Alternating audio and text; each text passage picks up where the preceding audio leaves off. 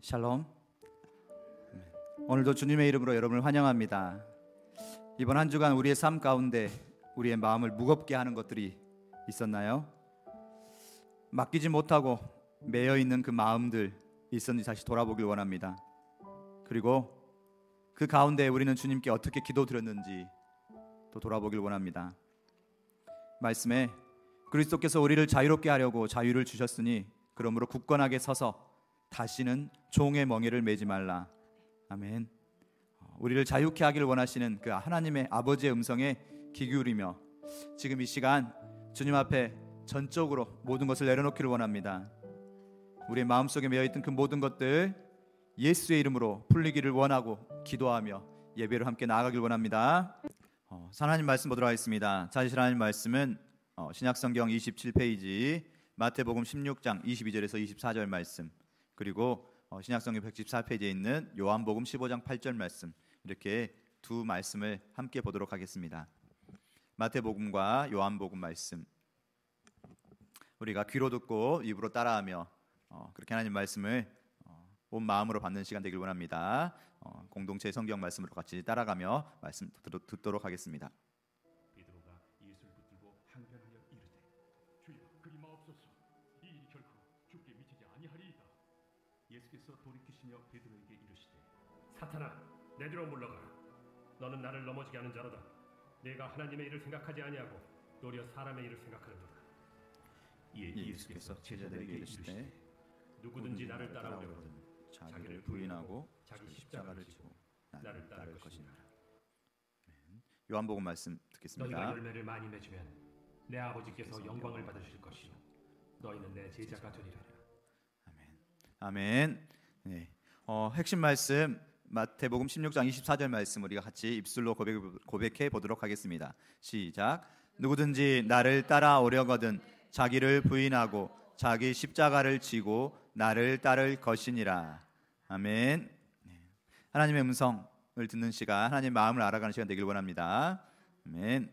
이 시간 우리가 사순절 회복 시리즈로 다섯 번째, 오늘은 사순절 회복되어야 할 다섯 번째 제자도에 대해서 함께 말씀 듣도록 하겠습니다. 제자, 우리 모두가 제자인 줄로 믿습니다. 아멘. 제자란 말은 너무나 귀한 말이며 너무나 또 때로는 부담스러운 말씀이시긴 하지만 예수께서 간절히 예수의 열매로 저 제자들이 이 땅에 왔고 또 이 자리에 저희가 함께 하게 된 줄로 믿습니다. 제자, 부제로 제자입니까? 제자리입니까? 라는 부제를 우리 주보에 한번 잠깐 다뤄봤었습니다. 우리가 제자로서 삶을 살아가고 있는지 아니면 그쵸? 계속 제자리만 맴돌고 있는지 다시 한번 이 말씀을 통해서 하나님의 간절한 마음을 잡기를 원합니다. 자, 제자도라고 하니까 되게 좀 약간은 좀 더 어렵게 느껴져서 제자라는 말에 어떤 단어를 붙이는 게 가장 맞을 것인가를 고민하다가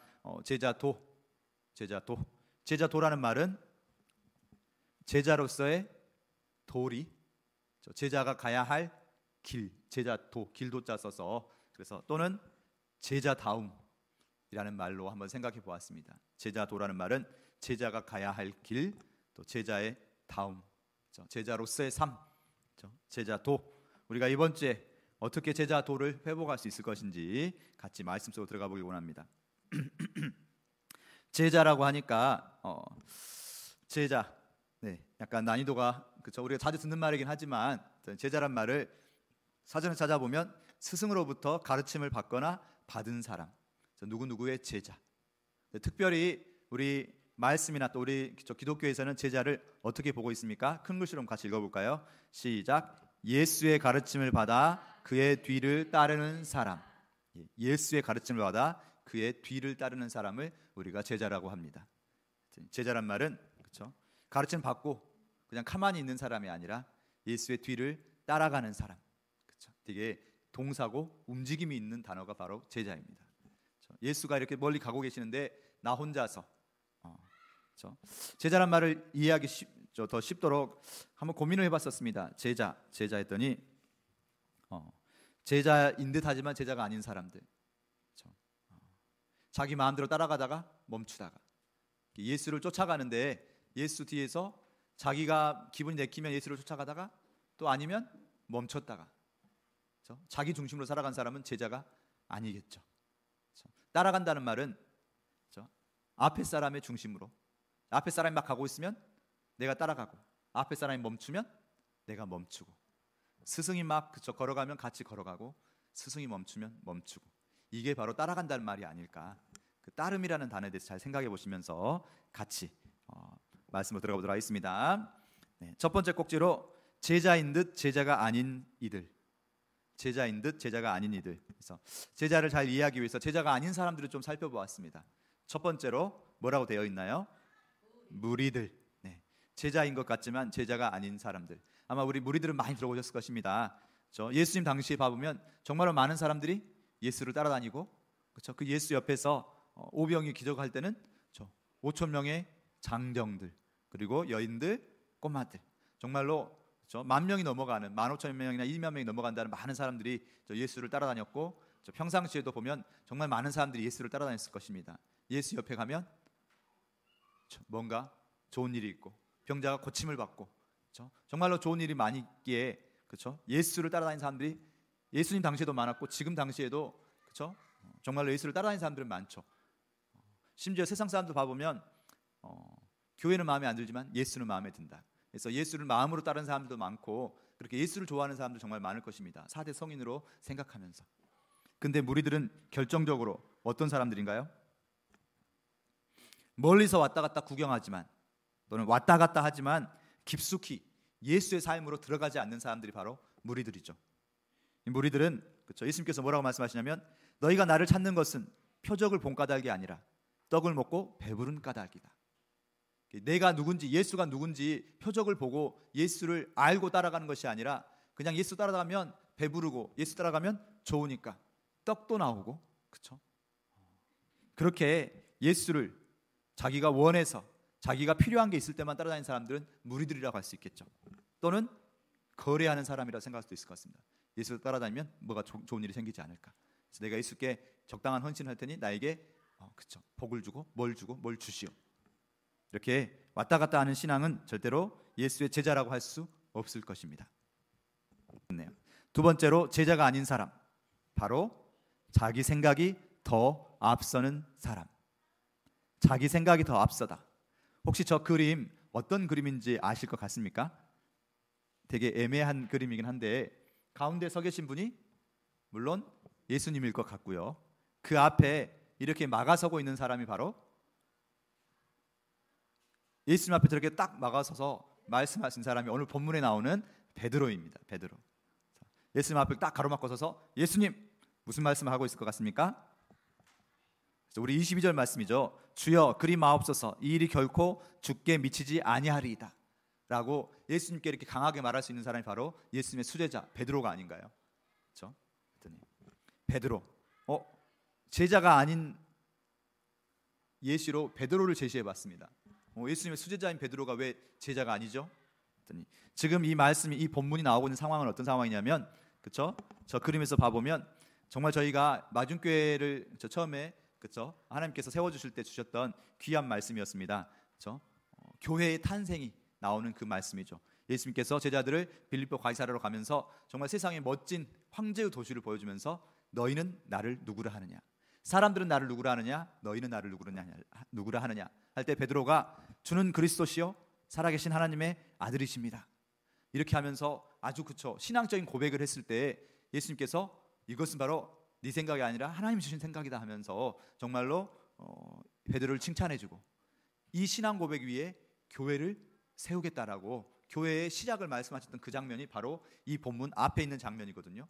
그래서 지금 베드로가 아주 기분이 아주 좋을 것입니다. 그렇죠? 우리의 신앙 고백 위에 교회를 세워주고, 그렇죠? 우리가, 그렇죠, 이 땅에서 매면 하늘에서도 매일 것이요, 이 땅에서 풀면 하늘에서 풀리리라 하면서 음부의 권세가 이기지 못하는 그런 강력한 권세를 주셨다고 하니까 엄청 지금 베드로가 기분이 좋아 있고 아주 업돼 있는 상황인 것 같습니다. 근데 예수님께서 분위기가 엄청 좋았는데 갑자기 예수님이 어떤 말씀을 하실까요? 갑자기 너무 어두운 말씀을 하십니다. 갑자기 예수님께서 많은 고난을 받고 죽임을 당하고 제3일에야 살아나야 하리라, 그렇죠? 할 것을 제자들에게 나타내신 일. 이렇게 정말 부정적인 말씀을 예수님께서 말씀하실 때 베드로가 내가 아까 한번 나섰으니까 지금 또 한번 나서봐야겠다라고 뭔가 칭찬받을 거라 생각하면서 말하지 않았을까요? 한 번씩 우리 안에 어떤 생각이 훅 들어올 때가 있습니다. 그렇죠? 그래서 이 시간도 예수님이 고난받으러 간다니까 아닙니다. 예수님 고난받지 말고 그렇죠? 그렇게 하지 마십시오. 예수님은 정말 영광을 받으셔야 합니다. 정말 충성스러운 발언으로 이렇게 말을 했을 것입니다. 이 일이 결코 주께 미치지 아니하게 제가 옆에서 막겠습니다. 돕겠습니다. 아까 그렇게 권세를 주셨으니까 제가 예수님을 위해서 뭔가 해보겠습니다. 이렇게 강력한 발언을 했지만 예수님께서는 뭐라고 하셨나요? 우리 23절 말씀이죠. 그렇죠? 사탄아 내 뒤로 물러가라. 지금 그 발언을 한 것은 제자 베드로가 아니라 사탄인 것입니다. 사탄이 베드로에게 그런 생각을 넣어서 그렇죠? 그런 발언을 하게 한 거죠. 예수님 십자가 지지 못하게 하도록. 무슨 말씀이냐? 분명 베드로는 예수님의 제자였지만 지금 베드로 저 그림을 봐보면 알겠지만 아까 제자는 어디에 위치한 자가 제자인가요? 스승의 뒤에서 저 스승을 따라가는 자가 바로 제자인데 지금 저 그림을 보면 베드로는 예수님의 앞을 막아 서고 있습니다. 바뀐 거죠, 위치가. 우리는 종종 예수가 우리의 주라고 하고 예수가 우리의 스승이라고 하면서도 종종 우리 생각을 예수보다 앞세우고 내 생각을 예수보다 더 먼저 더 중요하게 내 생각이 맞다고 예수님께 우기고 그렇게 해달라고 조를 때가 많이 있습니다. 무슨 생각인가요? 제자의 생각이 아니라 때로는 사탄이 우리 속에 심어준 그런 생각의 씨앗일 수 있음을 다시 한번 되돌아보는 시간 되기를 원합니다. 아멘. 사탄은 늘 우리의 생각을 공격합니다. 사탄은 우리의 생각 속에서 이렇게 한번 해보면 어쩔까라고 그것이 더 좋다고 생각하며 그렇게 생각될 때가 있지만 꼭 다시 한번 생각해봐야 할 것은 우리는 제자의 삶을 살아가며 예수보다 앞서면 안 된다는 것을. 때로는 우리의 생각이 우리의 욕심일 때가 많고 우리의 판단이 엉뚱할 때가 많죠. 이 그림 가서 내 소유를 팔아 가난한 자들에게 주라 라고 부자 청년이 내가 모든 것을 다 지켰으니 예수님 내가 어떻게 해야 되겠습니까? 라고 할 때 내 소유를 팔아서 가난한 자들에게 주라라고 하셨을 때 이 부자 청년이 근심하며 가니라. 내가 생각하기에 이것만큼 안 될 것 같은데 내가 충분히 예수를 따랐다고 생각했는데 그걸 넘어서서 요구할 때 자기 생각을 자신의 고집을 버리지 못하고 자신의 생각에 매여서 근심하며 가는 그 모습을 볼 수 있습니다. 우리는 어떤가요? 우리를 돌아보길 원합니다. 우리가 제자가 되기 위해서 포기한 것이 어떤 것인가요? 때로는 우리는 내 생각, 내 고집을 내려놓지 못한 채로 붙잡고 있을 때가 많음을 고백할 수밖에 없는 것 같습니다. 이렇게 말하니까 되게 무겁죠. 예수의 제자라는 게 결국은 정말 그럼 내 모든 걸 내려놓고 예수를 따라가는 것인가? 예수의 제자라는 것이 무엇일 것인가? 그래서 성경 말씀에서 다시 한번 더 살펴보길 원합니다. 두 번째 꼭지, 예수님께서 말씀하시는 제자. 우리가 제자라고 생각하고 제자를 삼아야 되고 우리가 예수의 제자로 지금까지 살아온 것 같은데 한번 저도 이 말씀을 준비하면서 다시 한번 고민했던 것이 예수님 말씀하신 제자가 성경 말씀에 바로 나오더라고요. 이런 사람이 바로 내 제자다라고 예수께서 말씀하셨습니다. 첫 번째로 오늘 24절 말씀에 나오는 말씀이죠. 자기를 부인하고 자기 십자가를 지고 따르는 자가 바로 예수의 제자이다. 다시 한번 같이 읽겠습니다. 시작. 자기를 부인하고 자기 십자가를 지고 따르는 자가 예수의 제자이다. 아멘. 자기를 부인하고 자기 십자가를 지고 따르는 자가 예수의 제자이다. 오늘 24절 말씀에서는 누구든지 나를 따라오려거든 자기를 부인하고 자기 십자가를 지고 나를 따를 것이다 라고 약간은 좀 돌려서 표현되고 있는데 병행 구절로 똑같은 말씀이 누가복음 14장에서 보면 자기 십자가를 지고 나를 따르지 않는 자는 내 제자가 되지 못하리라 라고 나의 제자란 말을 정확하게 말씀하고 계시거든요. 그러면 두 말씀을 서로 합쳐보면 나를 부인하고 자기 십자가를 진 사람이 바로 예수의 제자다. 나를 부인한단 말이 무슨 말일 것인가? 자기를 부인하고 자기를 부인하다. 여러 가지로 좀 쉽지 않은 것 같아서 자기를 부인한단 말을 자기를 부인하고 자기 십자가를 진다. 좀만 더 우리에게 이해가 되기 쉽게 한번 찾아보다가 요즘 피터슨 목사님이 쓴 메시지 성경이라는 말씀이 있습니다. 우리 일상생활에 맞게 좀 더 이 말씀을 고민하면서 번역한 말씀이 메시지 성경인데 같이 한번 읽어볼까요? 같이 말씀 읽어보도록 하겠습니다. 시작. 나와 함께 가고 싶은 사람은 누구나 내가 이끌도록 해야 한다. 너가 아니라 내가 운전석에 있단다. 고통에서 도망치지 말고 받아들여라. 나를 따라오면 내가 그것을 어떻게 하는지 보여줄 것이다. 아멘. 방금 마태복음 16장 24절 말씀을 지금 현대의 상황에 맞게 제시했을 때 자기를 부인한단 말은 누구든지 나와 함께 가고 싶은 사람, 예수를 따르고자 하는 자는 예수가 이끌도록 해야 한다. 누가 운전석에 있다? 예수가 우리 운전석에. 우리가 예수를 믿기 시작하면 그렇죠? 예수가 우리의 운전대를 대신 잡아주시는데 자꾸 우리가 옆자리에 앉아가지고 어떻게 합니까? 그 운전대를 내가 어떻게 이렇게 해보려고 자꾸 고민하면서 내가 내 삶을 자꾸 운전대를 잡으려고 할 때 옆에서 운전대를 잡다 보면 이게 더 복잡해지는 거죠. 예수님이 이쪽으로 가려고 하는데 자꾸 나는 이쪽으로 자꾸 돌려고 하면 그렇죠? 더 자꾸 갈팡질팡하고 사고가 날 것처럼 내 인생이 그렇죠? 흔들리게 되는 것입니다. 우리의 운전대는 예수가 잡고 있다. 아멘. 아멘. 그러면 그 운전석을 맡겨야 하는 것입니다. 예수가 우리보다 지혜롭고 예수가 우리보다 이 삶을 더 잘 알기에 예수처럼 완변하신 분이 우리의 삶을 운전하도록 맡기는 것. 내 고집, 내 생각 내려놓고 베드로가 그랬죠. 그렇죠? 아침 새벽에 깊은 곳으로 물을 던지라고 할 때 제가 밤새도록 수고하였지만은 예수의 말씀에 의지하여 그렇게 해보겠습니다라고 했던 것처럼 내 생각, 내 판단을 내려놓고 예수님께 운전대를 맡기는 것. 네, 그것이 자기 부인일 걸로 믿습니다. 아멘. 그러면 자기 십자가를 지고 예수를 따라간다는 것은 어떤 것일 것인가? 십자가, 자기 십자가라는 것은 어떤 것일까요? 십자가는 지금 우리가 생각하면 지금 이 시대에 십자가 생각하면 참 여러 가지 생각이 나오고 십자가 하면 사랑의 상징이기도 하고 뭐 여러 가지로 상징이 될 수 있겠지만 당시에 이 말씀을 듣는 제자들에게 십자가는 무엇이겠습니까? 아직 예수님이 십자가를 지시기 전이었고 예수님 당시에 제자들에게 이 말을 처음 들었을 때 제자들에게 이 십자가라는 말은 정말로 두려운 말씀일 것이고 십자가는 죽음의 형틀이요 도구이죠. 당시의 죄수들을 그것도 가장 악질적인 죄수들을 신명기 말씀에 봐보면 누구든지 나무에 매달린 자는 저주를 받은 것이다 라고 했던 것처럼 그렇게 나무에 매달려서 십자가에 매달린다는 것은 보통 죄를 짓지 않은 대역죄인이요 아주 저주받은 자로서 근데 이 제자들에게 저주받은 자처럼 자신의 십자가를 지고 따라오라고 하니 이 제자들에게는 이 십자가라는 말씀이 너무 어려운 말씀이었을 것 같습니다. 누구든지 자기 십자가를 지고 예수를 따르라. 자기 십자가랍니다. 나를 위해 예비된 십자가. 예수가 십자가를 지셨던 것처럼 우리에게 예비된 그런 십자가가 있답니다. 그 십자가를 지고 예수를 따라오랍니다. 쉽지 않네요. 자기 십자가라는 것은 여기 성경에서 봐보면 고통이라고 표현하고 있고 우리가 흔히 고난이라고 표현할 수 있겠고 어려움이라 할 수 있겠고 그러나 나에게 주신 어려움이면 나에게 주신 사명 또 소명일 것 같습니다.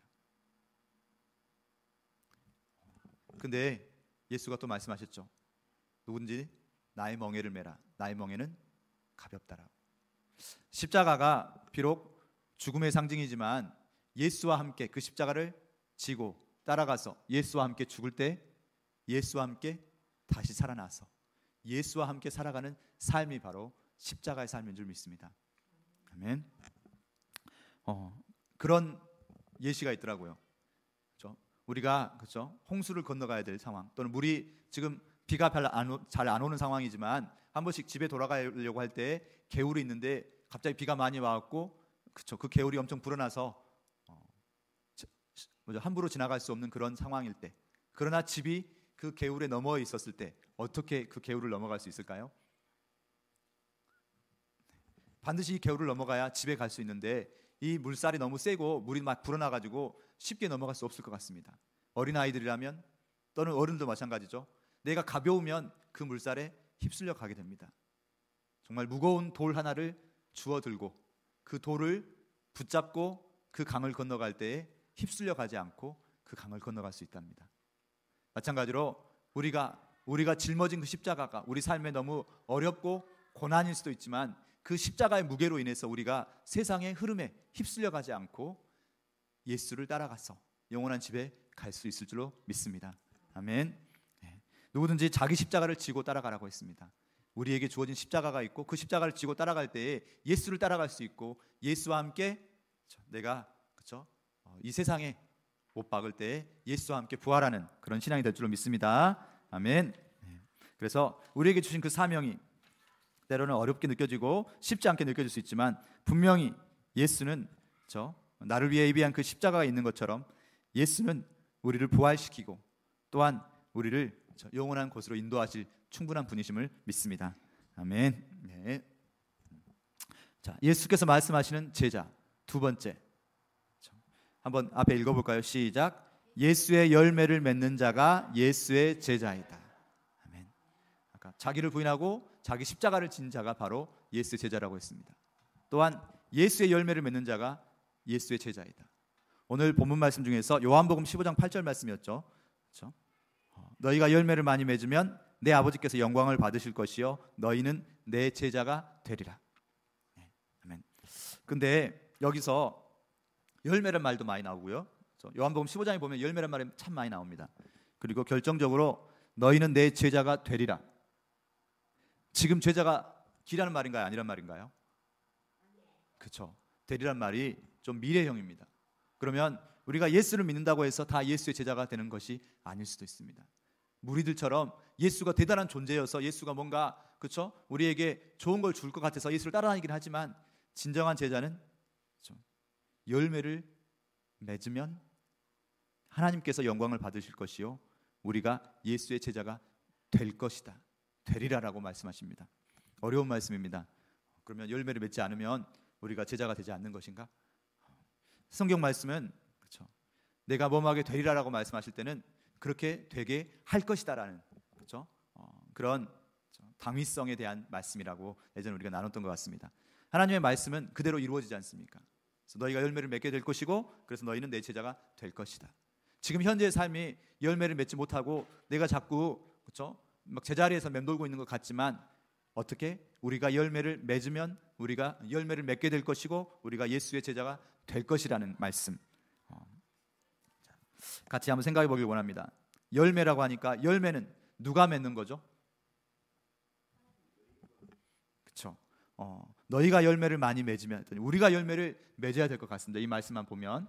근데 요한복음 15장 1절 말씀 봐보면 예수는 포도나무요 우리는 가지라 라고 말씀하셨습니다.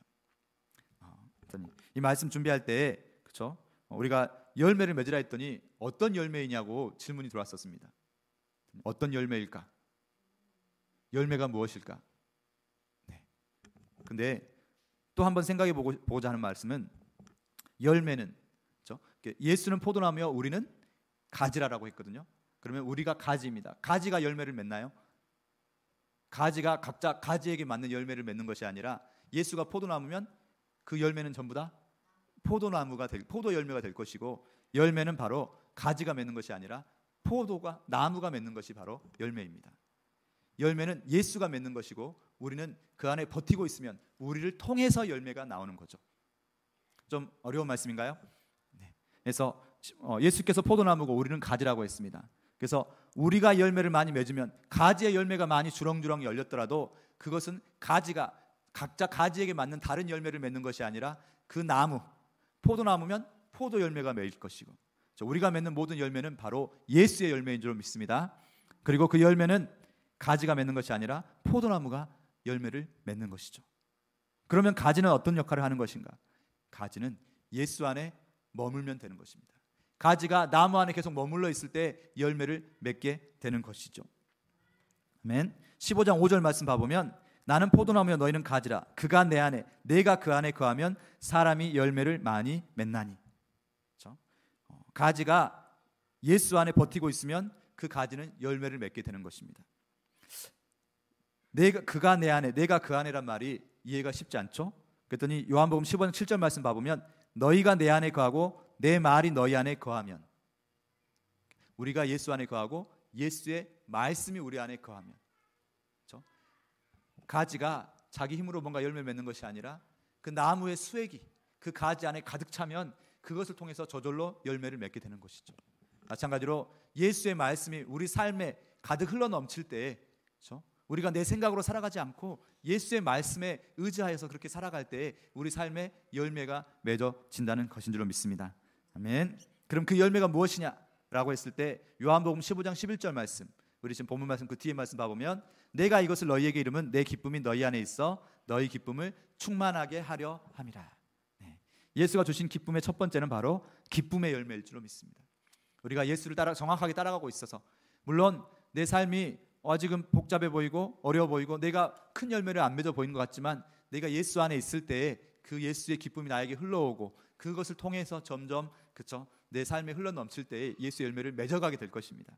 그래서 그 예수의 열매, 내 기쁨이 너희 안에, 예수의 기쁨이 우리 안에 있다라는 거, 그렇죠? 그 열매, 기쁨의 열매가 우리에게 임하길 원합니다. 아멘. 또한 어떤 열매가 있겠습니까? 13장 35절 말씀 보면 너희가 서로 사랑하면 이로써 모든 사람이 너희가 내 제자인 줄 알리라. 바로 사랑의 열매. 우리가 서로 사랑할 때 그 열매를 통해서 사람들이 우리가 예수의 제자인 줄 알고 하나님이 사랑이시라라고 했으니까, 그래서 우리 안에 그런 성령의 열매들이 넘쳐날 때 사랑, 희락, 화평, 그렇죠? 오래 참음, 자비, 양선, 충성, 온유, 절제, 이 성령의 9가지 열매가 우리 삶에 넘쳐날 때에 그걸 통해서 사람들이 하나님을 알게 되고 그렇게 우리 삶에 열매가 맺어간다라고 그렇게 하신 줄로 믿습니다. 아멘. 이 모든 것이 바로 예수의 열매 아니겠습니까? 했더니 예수의 열매를 맺는다. 우리가 예수의 말씀을 붙잡고 그렇게 살아가려고 노력할 때에 우리 삶에 예수의 열매가 맺어져 갈 줄로 믿습니다. 아멘. 네. 또한 성경 말씀 봐보면 어떤 말씀이냐면 우리 주보에 제시했는데요. 로마서 16장 5절 말씀 봐보면 내가 사랑하는 에베네도에게 문안하라. 그는 아시아에서 그리스도께 처음 맺은 열매니라. 우리 삶 자체가 하나님 앞에서 하나의 큰 열매가 될 것이요.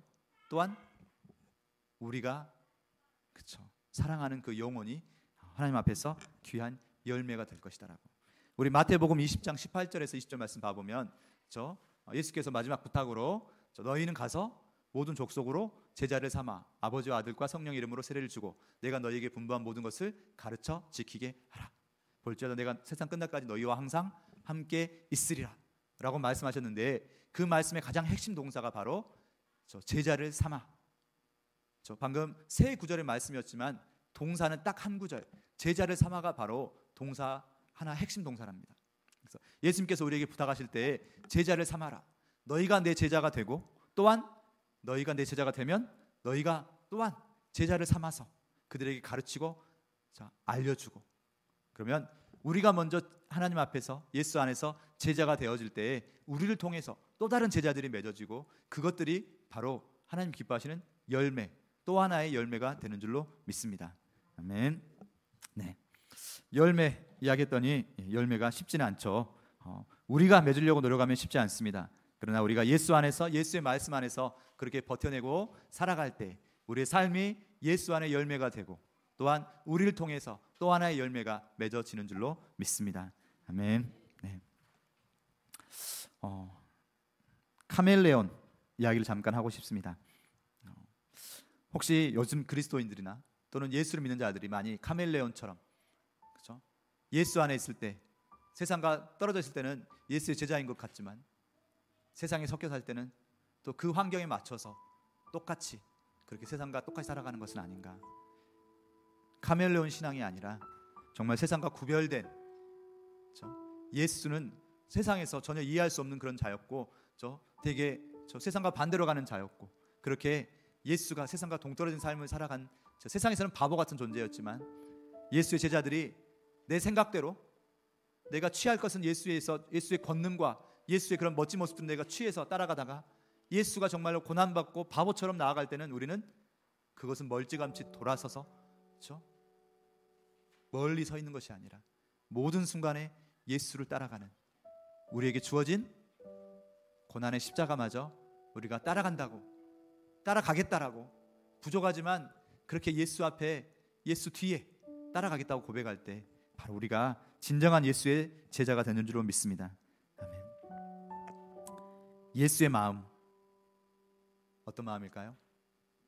한 영혼까지도 사랑하시고 한 영혼까지도 붙잡던 그 마음, 그 말씀, 그 마음이 우리 삶에 살아갈 때 우리가 예수의 진정한 제자가 되고 그렇게 우리 삶의 열매로 맺어지는 삶이 될 줄로 믿습니다. 아멘. 네, 내 기쁨이 너희 안에 있어 너희 기쁨을 충만하게 하려 합니다. 예수의 그 기쁨의 충만이, 예수의 그 사랑의 충만이 우리 삶에 가득 넘치는 이 한 주가 되기를 원하면서 같이 하가다 말씀 선포하며 이렇게 예수의 제자로서 삶을 살아가는 저희가 다짐하기를 원합니다. 아멘. 하가다 말씀 선포하겠습니다. 2번 선포하겠습니다. 시작. 누구든지 나를 따라오려거든 자기를 부인하고 자기 십자가를 지고 나를 따를 것이니라. 누구든지 나를 따라오려거든 자기를 부인하고 자기 십자가를 지고 나를 따를 것이니라. 아멘. 어찌 보면 되게 부담스러운 말씀입니다. 예수의 제자로 살아간다.